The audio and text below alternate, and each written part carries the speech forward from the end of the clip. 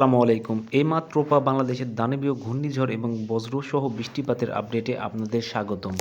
আগামী ১২ জুন শুক্রবার বাংলাদেশের যেসব জেলাগুলোতে বজ্রবৃষ্টির সম্ভাবনা রয়েছে সেসব জেলাগুলোর বজ্রবৃষ্টির আপডেট নিউজ নিয়ে আজকের আমাদের এই ভিডিও।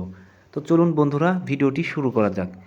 ভিডিও শুরু করার আগে আপনাদের কাছে ছোট্ট একটি রিকোয়েস্ট, আপনারা যারা আমার চ্যানেলে নতুন তারা আমার চ্যানেলে সাবস্ক্রাইব করে পাশে থাকা বেল আইকন প্রেস করে দিন এবং নিত্য নতুন আমাদের ভিডিওর পাশে থাকুন এবং সেই মোতাবেক আপনারা নিজেরা সচেতন থাকুন। তো চলুন বন্ধুরা ভিডিওটি শুরু করা যাক।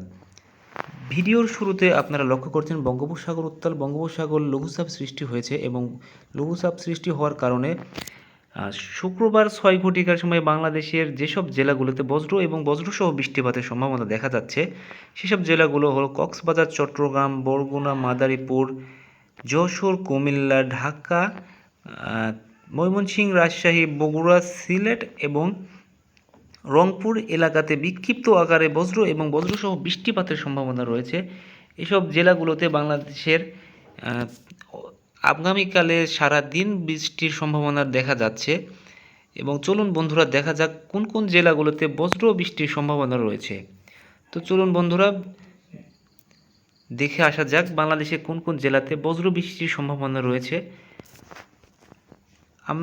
আপনারা দেখতে পাচ্ছেন বাংলাদেশের বিভিন্ন জেলাতে আগামীকাল ৬ ঘটিকার সময় বাংলাদেশের কুমিল্লা, মাদারীপুর, ঢাকা, রাজশাহী, সিলেট, ময়মনসিংহ, বগুড়া এবং রংপুর এইসব জেলাগুলোতে বিক্ষিপ্ত আকারে বজ্রবৃষ্টির সম্ভাবনা রয়েছে।